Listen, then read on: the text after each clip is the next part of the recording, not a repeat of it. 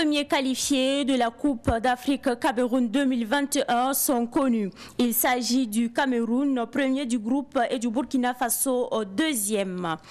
La fondation Belko Barké Beidari, une association de jeunes qui œuvrent pour l'émancipation intellectuelle et socio-économique du Sahel burkinabé, a décidé de rendre hommage à l'instituteur Amadou Tamboura. Cette association veut permettre aux populations vulnérables de se prendre en charge dans des domaines comme l'agriculture, l'élevage et la santé. Vous aurez les détails dans cette édition. Après l'annonce de la disparition de l'ancien président malien Ibrahim Boubacar Keïta, des chefs d'État ont réagi pour présenter leurs condoléances au peuple malien. Vous aurez les réactions de chefs africains dans ce journal. Bonsoir à toutes et à tous et bienvenue dans cette édition. Comme annoncé au début de ce journal, les étalons du Burkina Faso sont qualifiés pour les huitièmes de finale de la CAN Cameroun 2021. Dans le groupe A, les matchs se sont disputés ce soir. Les étalons ont fait un match nul contre l'Éthiopie, un but partout. Le Cameroun a également fait un match nul contre le Cap-Vert, un but partout. Ainsi, dans le groupe A, le Cameroun arrive premier et se qualifie avec 7 points. Le Burkina Faso, deuxième dans le groupe, se qualifie avec 4 points. La fondation Belko Barké Beidari, en abrégé F3B, était face à la presse ce matin. Objectif annoncer le lancement de ses activités, mais aussi la pose de la première pierre du siège de la fondation le samedi prochain. Daouda Yameougo était présent à cette conférence de presse. Suivant son compte rendu. La fondation Belko Barké Beidari F3B est née de la volonté de jeunes Burkinabés d'honorer la mémoire de feu l'instituteur Amadou Tamboura dit Belko Barké Beidari, qui a œuvré pour l'émancipation intellectuelle et socio-économique du Sahel burkinabé. Pour perpétuer sa mémoire, la fondation va mettre sur pied les principes et les valeurs que Belko Barké Beidari a insufflés dans le Sahel pour le développement du monde rural.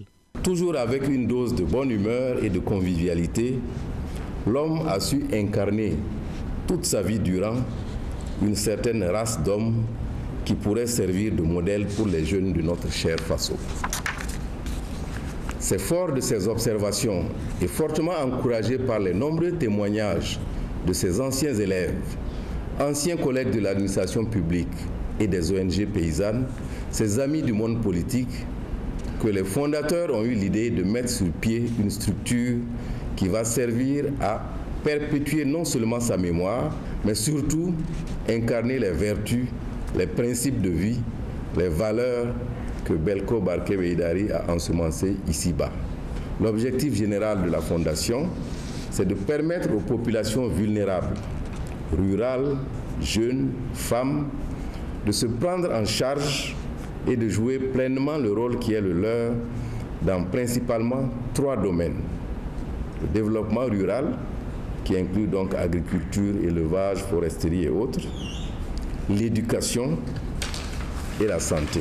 La fondation Belko Barké Beidari est créée depuis juin 2021. Elle compte lancer officiellement ses activités le samedi prochain, suivi de la pose de la première pierre de la construction de son siège à Tampoui dans l'arrondissement 9 de Ouagadougou.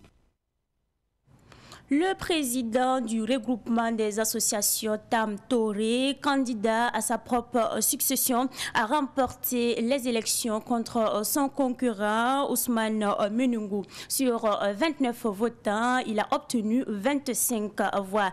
Les élections ont eu lieu le samedi dernier au siège du regroupement à Tampoui, c'est dans l'arrondissement 9 de Ouagadougou. Plus de précisions avec Takisba Mariam Ouitraouko.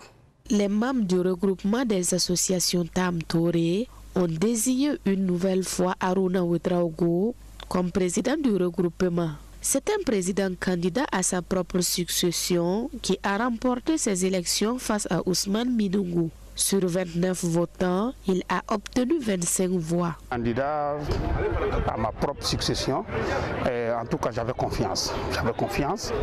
Et les résultats qui se sont dégagés sont réellement à la hauteur.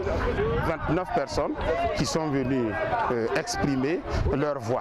J'ai eu 25 voix contre 4. Le candidat malheureux Ousmane Minungu a accepté sa défaite à la fin des élections. Je n'étais pas sur place, donc j'étais en déplacement. Maintenant, quand je suis arrivé, c'était proche, donc je n'ai pas pu contacter les éléments qu'il fallait pour que je me vote. Aujourd'hui, ça s'est bien déroulé. Bon, il n'y a pas eu de fraude. C'est dans les règles que ça passait. J'ai perdu les absents que j'ai perdu. Le regroupement des associations Tamtore compte 2700 membres. Mais seulement 191 membres étaient à jour pour voter et 29 se sont présentés. Tout cela n'a pas empêché la validation des résultats. Sur la liste de ceux qui doivent voter, ils étaient au nombre de 191 personnes. Nous avons eu 29 votants. Le quota, on ne peut pas dire que le quota n'est pas respecté parce qu'effectivement, il y a des gens qui ont leur nom sur la liste qui devraient voter, mais il y a beaucoup de fonctionnaires, il y a des gens qui sont dans les postes, donc qui n'ont pas pu faire le déplacement. Raison pour laquelle nous sommes retrouvés avec 29 votants. Dans les jours à venir, le président formera son nouveau bureau. Il est élu pour un mandat de 3 ans.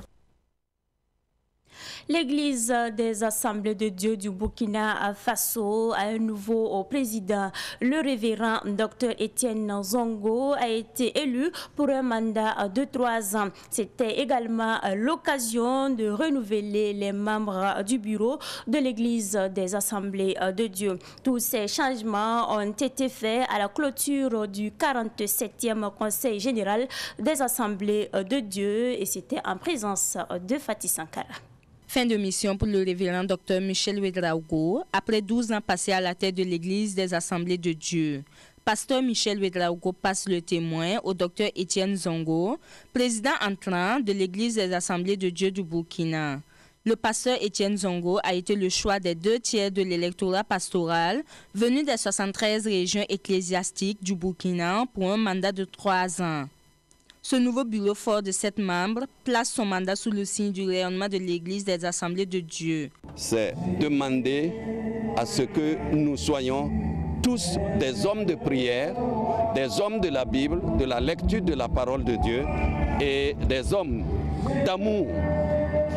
Que nous puissions resserrer nos pas pour marcher ensemble, pas à pas, pour amener l'Église à rayonner vraiment. C'est-à-dire à apporter le message de l'Évangile dans toute la nation et au-delà. Donc, nous allons nous atteler à conduire l'Église selon la parole de Dieu.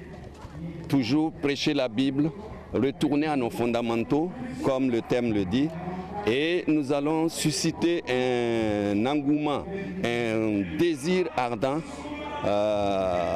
d'être baptisé dans le Saint-Esprit. La nouvelle équipe dirigeante peut compter sur le soutien du président sortant, pasteur Michel Ouedraogo, qui se réjouit du travail qu'il a abattu pendant son mandat. Mission accomplie par la grâce du Seigneur. Heureux, mission accomplie par la grâce du Seigneur. Ce qui a été fait, c'est ce que Dieu voulait que je fasse. Le nouveau bureau peut bien compter sur moi. Je ne me vais nulle part. Je me suis retiré pour laisser une nouvelle équipe. S'ils ont besoin de moi, je serai là parce que c'est l'œuvre de Dieu. Ce n'est pas l'œuvre d'un homme, ce n'est pas l'œuvre d'une église, c'est l'œuvre de Dieu. L'installation du nouveau bureau de l'Église des Assemblées de Dieu a été le clou des activités du 47e Conseil général des Assemblées de Dieu. À présent, nous parlons du Festival international de la danse de Ouagadougou.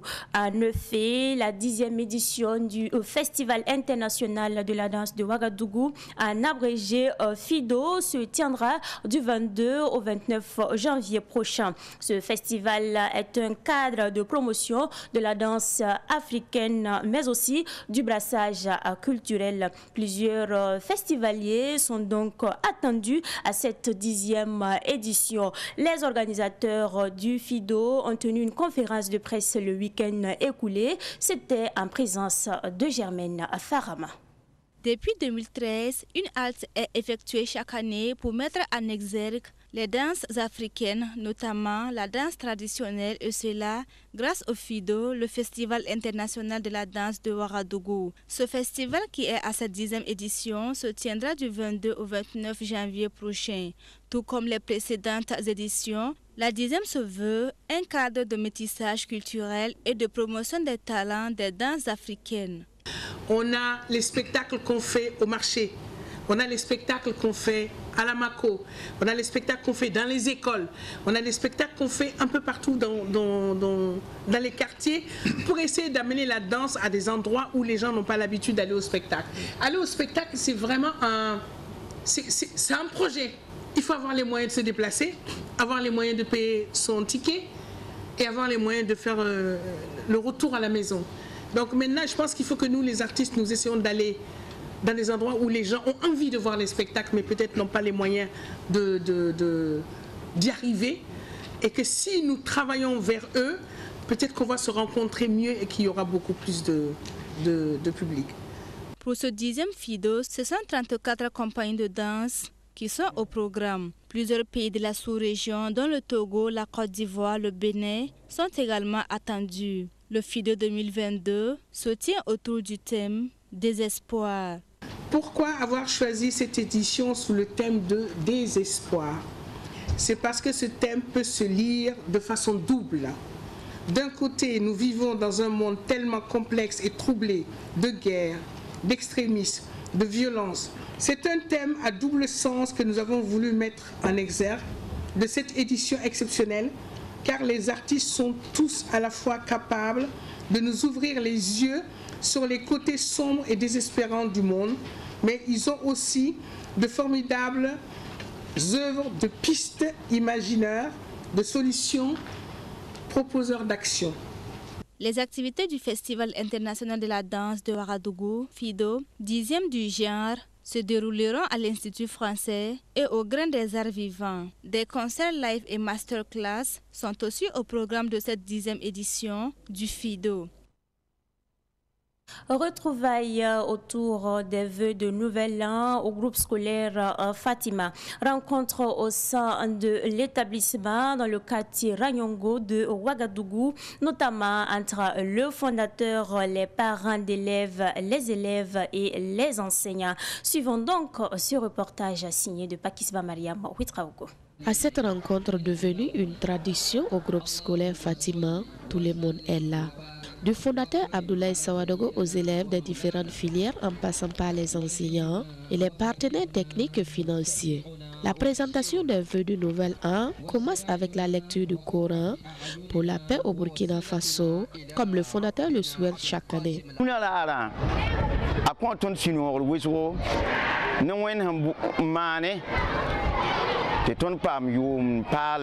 Aujourd'hui, la joie est immense pour nous, du fait que Dieu nous a permis d'atteindre 2022 en bonne santé.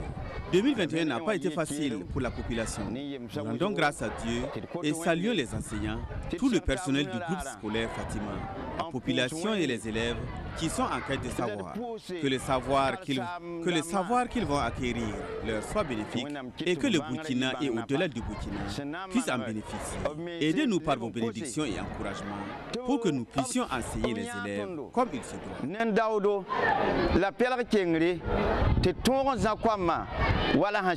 Avec cet esprit d'équipe qui anime tous les acteurs du groupe scolaire Fatima, les résultats sont au rendez-vous. Dans toutes les filières dispersées sur les 3 hectares que compte cet établissement d'enseignement dans le quartier Rayongo de Ouagadougou, les uns et les autres, comme Joseph Tougma, élève en classe de seconde, partagent la satisfaction du directeur Yaya Issa Sanfo. Et en seconde, on apprend les matières scientifiques et les matières littéraires. Les matières scientifiques, on apprend les sciences physiques, les mathématiques, les sciences de la vie et de la terre. Les matières littéraires, on nous enseigne le français, histoire, géo, philosophie et puis l'anglais. On continue les cours normalement. On n'a pas eu de grève toute l'année. 3 heures d'enseignement, à savoir la maternelle, le primaire, le post-primaire et le secondaire. De la maternelle, nous avons les 3 sections, la petite section, la moyenne section et la grande section. Du primaire, nous avons les 3 cours, le CP, le CE et le CM. Cette année, nous avons fait une innovation, à savoir l'entrée d'une seconde langue qu'on appelle l'allemand. Au niveau de l'enseignement secondaire, nous avons les 2 séries, la série A et la série C. Alors, nous avons la seconde A, la seconde C, la première A, la première D et enfin la terminale D. Nous avons en tout 10 classes. Nous avons l'EPFEP, c'est-à-dire l'école de formation des professeurs du primaire. Nous avons aussi un centre de football qu'on appelle CIFA, qui signifie Centre international de football Fatima. Et notre ambition, comme le dit le fondateur Ablaise Samadogo, c'est pour donc prendre la relève des footballeurs de demain. Le groupe scolaire Fatima existe depuis 2011. Il compte aujourd'hui plus de 500 élèves.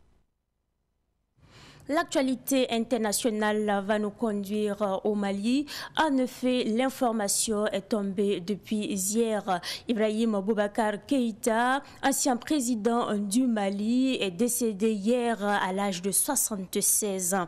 L'homme qui a connu une riche carrière politique a eu un règne très agité, marqué par une instabilité qui a fini par avoir raison sur lui. Qui était donc Ibrahim Boubacar Keïta?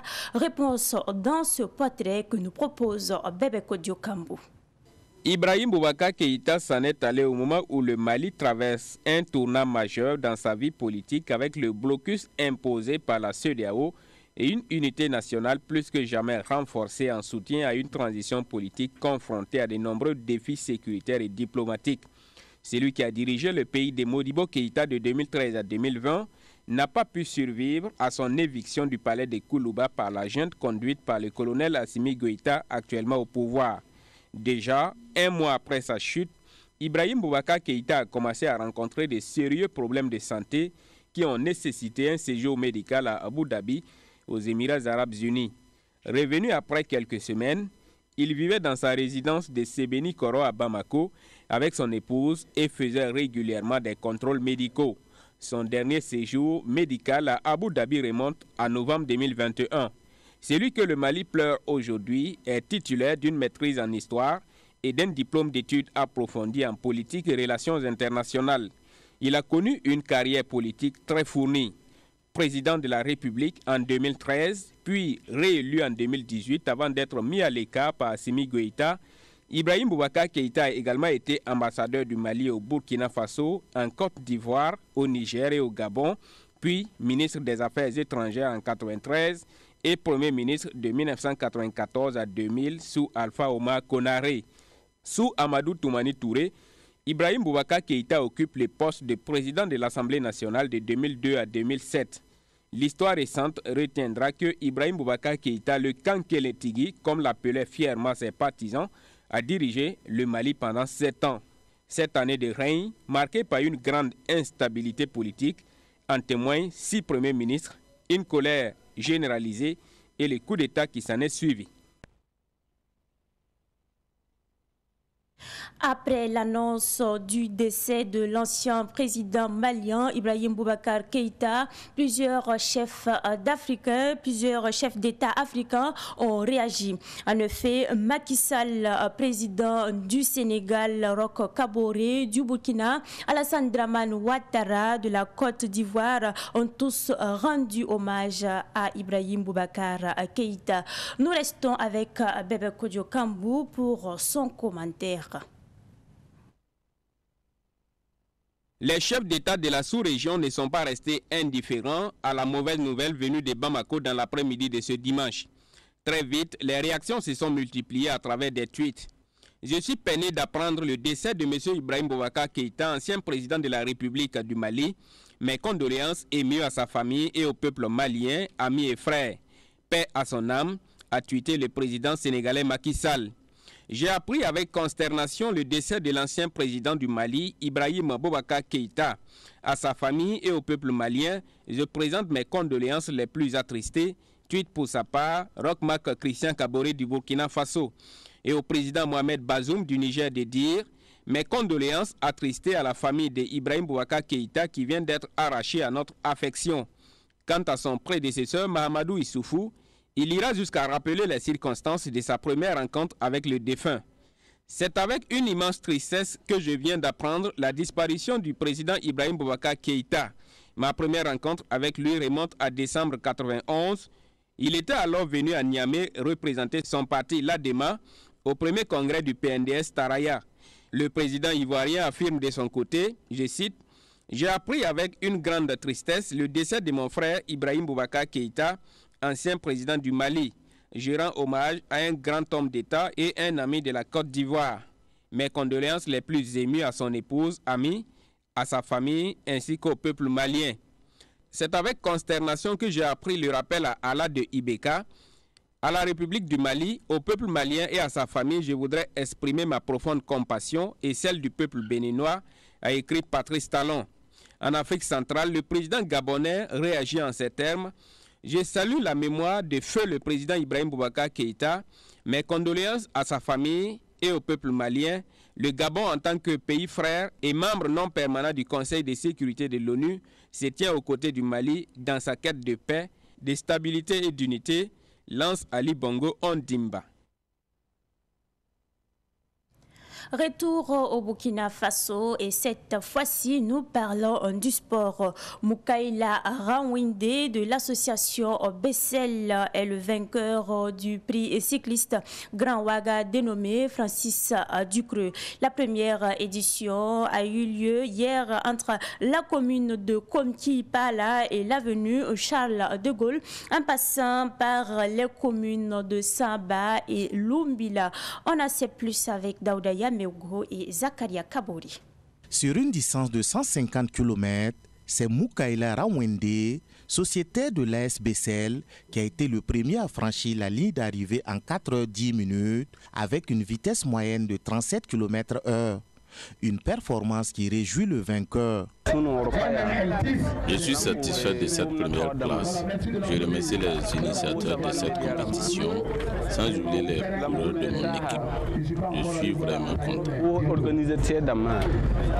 Cette compétition qui a pour objectif de promouvoir le cyclisme au Burkina Faso rend également hommage à Feu Francis Ducreux. Selon le maire de Ouagadougou, Armand Pierre Bewende, le pari est gagné. Je dirais que c'est un coup de 5 coups de maître pour cette première édition du Grand Prix cycliste de la communauté de communes du Grand Ouaga que nous avons dénommé Francis Ducreux à la mémoire de cet illustre disparu qui a fait de la petite reine au Burkina Faso et en Afrique un sport phare. Donc nous sommes très satisfaits pour cette première édition. En tout cas, les fleurs ont tenu leurs promesses et nous en sommes très très contents. Cette édition a été reportée plusieurs fois, mais nous avons tenu à ce qu'elle ait lieu. Je pense que pour la prochaine édition, l'année prochaine, nous allons ratisser plus large pour donner un grand écho à ce grand prix que nous voulons qu'il s'inscrive dans le calendrier sportif de la Fédération burkinabé de cyclisme. Le premier vice-président de la Fédération burkinabé de cyclisme, Lazare Zabré, a salué cette initiative. Pour lui, elle va contribuer à mettre les coureurs en jambes. Vraiment, nous apprécions à sa juste valeur parce que c'est une compétition innovante et comme le maire l'a dit lui-même, c'est une initiative portée par Feu Francis Ducreux. Et je crois que notre souhait, c'est que cette compétition se pérennise au grand bonheur de nos athlètes. Les dames ont également participé à la première édition du Grand Prix cycliste Grand Ouaga et c'est Lamoussa Zungrana qui est montée sur la plus haute marche du podium. En te levant le matin, rappelle-toi combien précieux est le privilège de vivre, de respirer, d'être heureux. C'est avec cette citation de Marc Aurèle que nous mettons un terme à cette édition. Ravi de vous l'avoir présenté et très bonne suite de programme sur Savane TV, la télévision des nouvelles idées.